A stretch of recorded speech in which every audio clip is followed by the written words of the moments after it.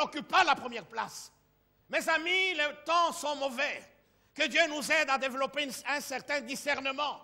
Car ces esprits séducteurs travaillent. Ce n'est pas moi qui le dis, c'est Paul qui a mis en garde son fils dans la foi, Timothée. Et au-delà de Timothée, c'est le Saint-Esprit qui nous met en garde contre ces esprits séducteurs qui travaillent à la destruction de l'Église. Des doctrines des démons. Toutes ces doctrines qui enseignent un autre évangile que celui que les apôtres ont prêché, mes amis. Aujourd'hui, c'est l'évangile de la prospérité. Aujourd'hui, mes amis, les gens prêchent pour le moi, alors que le moi doit être crucifié. Combien de prédications sur la croix de Jésus-Christ? On ne supporte plus de telles prédications. Pour beaucoup, ce genre de prédications sont ringardes, passéistes. C'était pour une autre époque. Maintenant, nous sommes le temps, soi-disant, du réveil. Maintenant, c'est le temps de la nouvelle vague. C'est le temps de la nouvelle onction. Et résultat, l'Église est de plus en plus impotente. Incapable de résister à la pression du monde. Incapable, mes amis, d'exercer l'influence, d'être véritablement le sel de la terre. Incapable, mes amis, d'illuminer ceux qui sont dans les ténèbres. Incapable d'être véritablement la lumière du monde. Car dès lors que l'Église se détache de celui qui est la lumière, eh bien, quoiqu'elle ait le nom de Jésus dans la bouche, cette Église-là, eh bien, aura pris le chemin qui conduit tout droit vers l'obscurité des ténèbres. Voyez-vous, ceux qui prêchent un autre évangile, ceux qui prêchent autre chose que ce que les apôtres ont prêché, voyez-vous, des enseignements qui détournent le genre de la croix de Jésus-Christ, des enseignements qui glorifient le moi, des enseignements qui mettent l'homme sur un piédestal. Tous ces enseignements-là, mes amis, dans le contexte de l'Église, sont des doctrines des démons. Nous devons les rejeter absolument. On ne joue pas, mes amis, avec cela. Jésus lui-même a dit, un peu de levain. Un peu de levain et toute la pâte est levée. Oui ou non? Un tout petit peu de levain, mes amis, eh bien, c'est la corruption. Il n'y a plus la crainte de Dieu. Voyez-vous? Il n'y a plus la crainte de Dieu.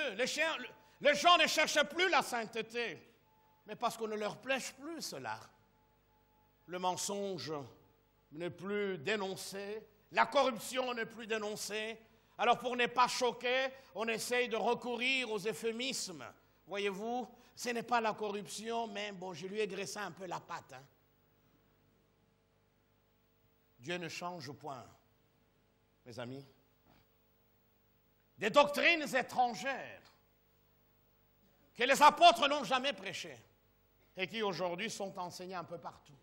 Vous êtes bien placés, frères et sœurs, pour le savoir. Il suffit de tourner un tout petit peu, de zapper et de tomber sur des cultes, des séminaires, etc., pour entendre des choses incroyables. Mais les gens suivent, voyez-vous. Un vent de séduction. Voyez-vous. Tout cela, mes amis, ces fausses doctrines, ces doctrines étrangères, ces enseignements pernicieux ou autres, tout cela défigure l'Église. Tout cela rend l'Église laide. Tout cela dénature l'Église, la déforme. Tout cela contribue à la destruction de l'Église. Et pour éviter cette corrosion, pour éviter de tomber sous l'influence de tous ces faux enseignements, pour éviter, mes amis, ou pour résister à la pression du monde, surtout dans ces temps de la fin, l'Église n'a pas d'autre choix que de monter au mont Tabor. Alléluia. L'Église n'a pas d'autre choix que d'escalader les hauteurs du mont Tabor et de tutoyer son sommet. et de rencontrer son Seigneur de gloire. Là, dans cette expérience, que la parole de Dieu appelle l'expérience de la transfiguration, le Tabor. Voilà le lieu où l'Église doit aller. Le Tabor, c'est le seul endroit où elle va connaître cette expérience de transfiguration, non pas une fois, mes amis, mais où elle va aller de transfiguration en transfiguration, de gloire en gloire, alléluia, de victoire en victoire. C'est là, sur le mont Tabor, que l'Église peut véritablement rayonner de la lumière du Christ. C'est là qu'elle peut resplendir de sa gloire. C'est là qu'elle peut contribuer à apporter le réveil. Là où il y a l'endormissement, il y a la léthargie, il y a la somnolence spirituelle et morale. Ce n'est pas en adhérant à un mouvement qu'on appelle les églises de réveil que nous allons être réveillés. Dans la plupart des cas, ces églises qui se réclament du réveil ne sont que des marchands de somnolence et de sommeil moral et spirituel. Voyez-vous? Heureusement qu'il y a parmi ces églises qui portent ce nom-là, qui sont dirigées par des hommes qui sont des véritables serviteurs de Dieu, qui prêchent cet évangile du Christ. Que Dieu bénisse ces églises-là. Alléluia. Que Dieu assiste tous ceux qui restent encore attachés à la croix de Jésus. Et non pas à toutes sortes d'enseignements ou de phénomènes de mode. Dans la vie, il faut avoir une personnalité. Voyez-vous, ne pas se comporter comme un caméléon. Aujourd'hui, on essaie de copier des pratiques qui viennent je ne sais où. On vend des bouteilles d'huile d'olive.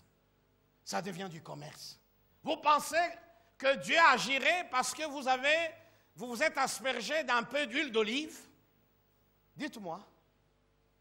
D'abord, ce n'est pas à la portée de n'importe quel portefeuille. Hein? Oui ou non? Si Dieu devrait agir uniquement sur base de l'huile d'olive, alors il aurait permis que l'huile d'olive soit cultivée partout. À commencer par ici chez nous. Il n'y en a pas. L'huile que nous trouvons sur le marché est importée. Et tout ce qui est importé coûte un peu plus cher que les produits locaux, oui ou non? Alors comment Dieu agirait-il de cette manière? Et dans les pays nordiques, au Groenland, mes amis, les gens feraient quoi? Où il neige toute l'année. Pas moyen de planter d'olives, des oliviers. Mes amis, nous devons arrêter avec tout ça. Je crois dans l'onction d'huile. Alléluia. Mais je ne crois pas dans cette pratique qui consiste à vendre et à faire croire aux gens qu'ils sont bénis parce qu'ils se baladent avec un petit flacon d'huile d'olive dans leur poche. On peut avoir ce flacon et se retrouver dans les bras d'une prostituée.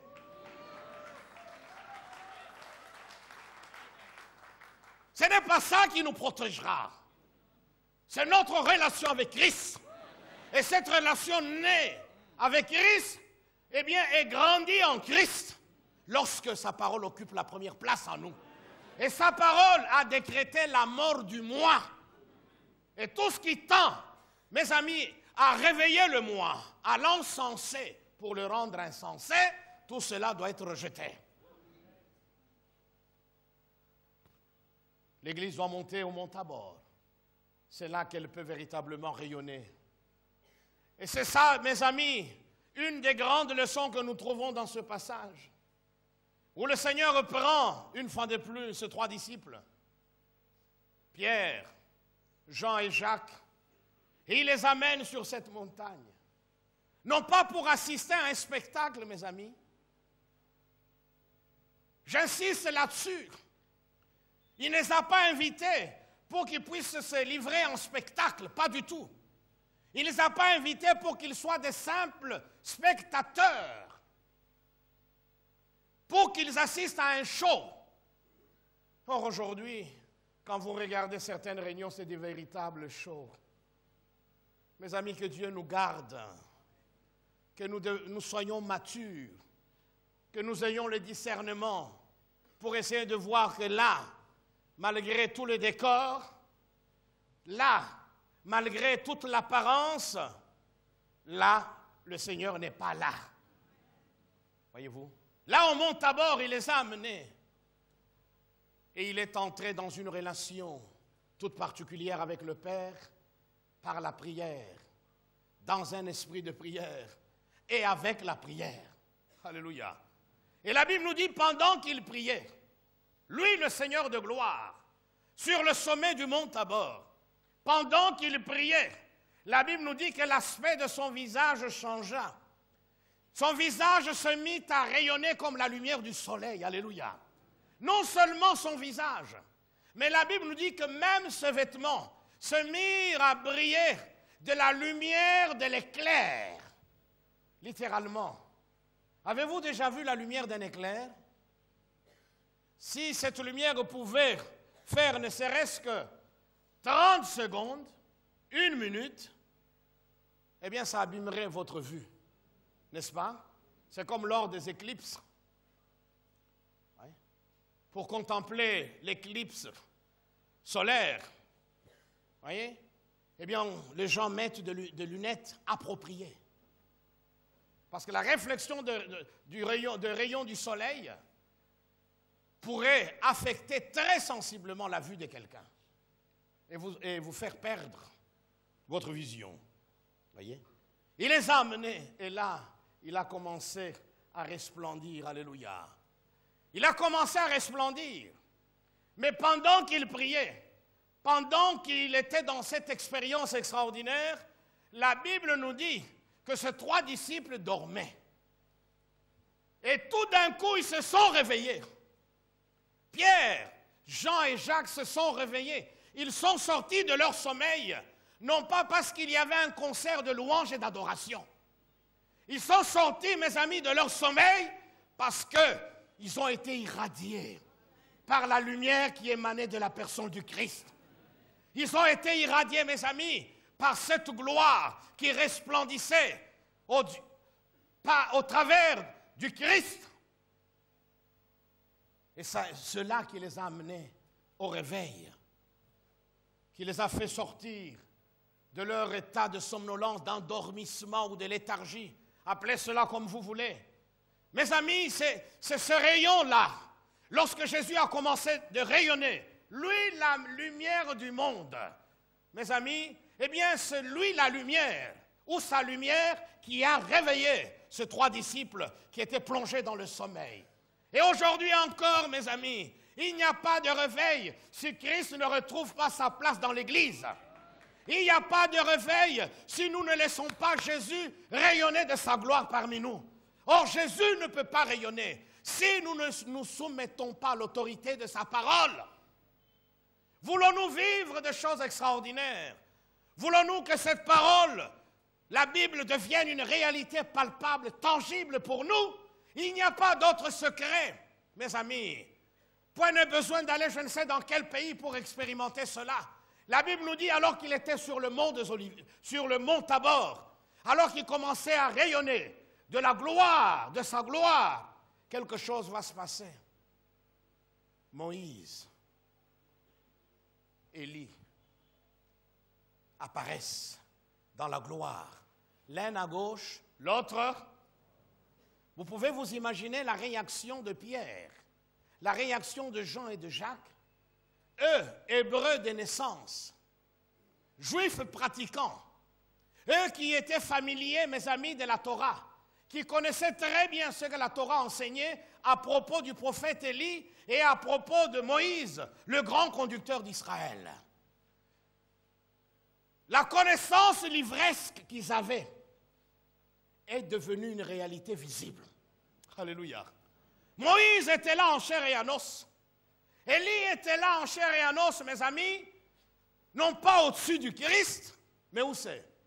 De part et d'autre. Et qui est au centre? Jésus, et Jésus seul. Alléluia. Et même lorsque Pierre et les autres, peut-être éblouis par cette lumière, par cette gloire, ont commencé à regarder Moïse et Élie, certainement ils se disaient, mais ce n'est pas possible. C'est lui, Élie, celui qui avait été enlevé dans un char de feu, c'est lui, Moïse, le grand législateur. Seigneur, Si nous pouvons rester ici, je construirai 3 tentes. Une pour Moïse, une pour Élie et une pour toi. Ils essaient de regarder le 2. Tout d'un coup, mes amis, une nuée vient prendre Moïse et Élie. Jésus reste seul et la voix s'adresse à qui? Celui-ci. Qui? Moïse? Celui-ci. Qui? Élie? Malheur à ceux qui courent après des prophètes pour les adorer. Malheur à ceux qui cherchent à adorer un ange. Celui-ci est mon fils élu. Écoutez. Écoutez. Qui? Il n'y a que Jésus, mon frère et ma sœur. C'est lui que nous devons écouter. Or, aujourd'hui, on essaie d'amener les gens à écouter plus la voix des prophètes. Et dans la plupart des cas, des prophètes manipulés par des esprits séducteurs. Or, aujourd'hui, les gens écoutent de plus en plus les hommes. Vous trouverez des responsables religieux, des pasteurs qui se comportent en directeurs de conscience des gens, qui décident ce que tel frère ou tel frère va épouser. Ce n'est pas notre devoir de dire à telle sœur, Dieu m'a dit que tu vas épouser tel frère. De telles pratiques ne sont pas bibliques. Le pasteur ne devient pas un deuxième Jésus.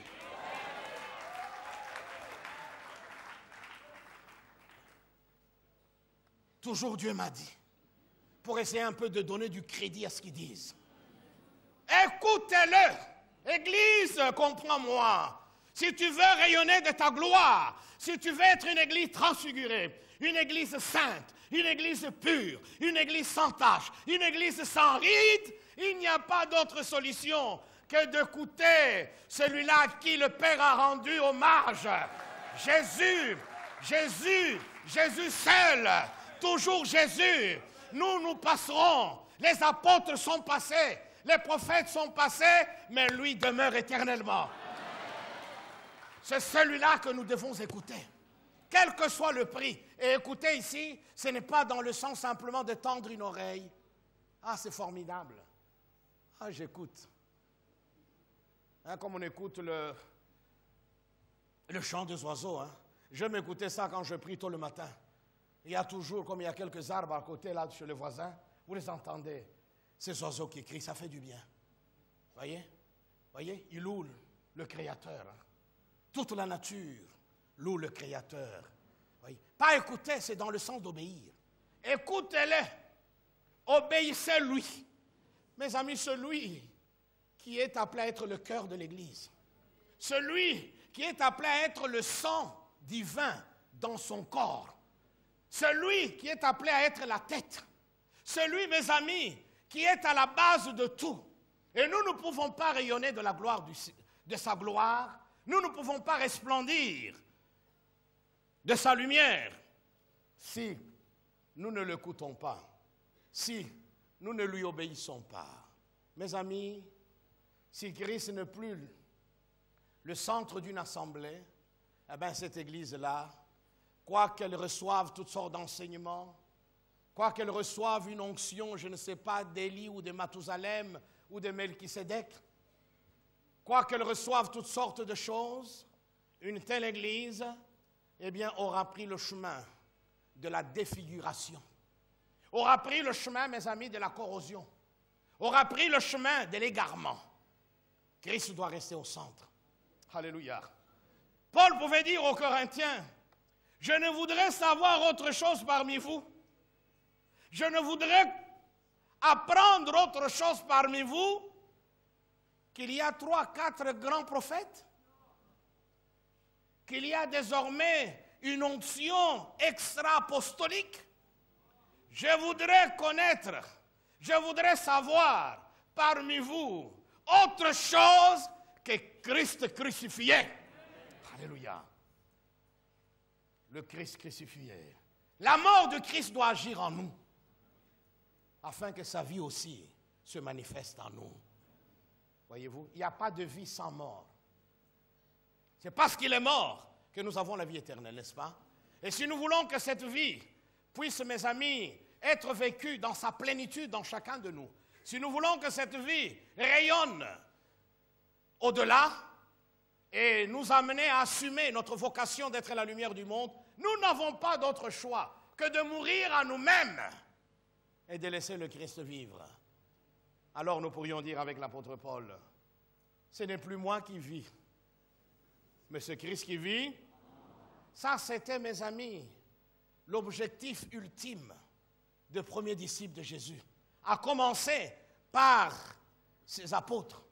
Ils cherchaient par tous les moyens à vivre Christ en eux, l'espérance de la gloire. Christ sur le sommet du mont Tabor, mes amis, resplendit. Et la conséquence ou les conséquences sont là. Vous pouvez méditer ce texte. La parole de Dieu est devenue vivante pour Pierre, Jean et Jacques, oui ou non? Enfin, Moïse n'est plus simplement un personnage du passé. Enfin, Élie n'est pas simplement une personne faisant partie du patrimoine historique d'Israël, mais ils sont là vivants. Alléluia. Et au milieu d'eux, il y a encore le Christ, et toujours le Christ. Alléluia. Celui qui doit être au cœur de tout, au centre de tout. Et ensuite, ils ont été tirés de leur sommeil.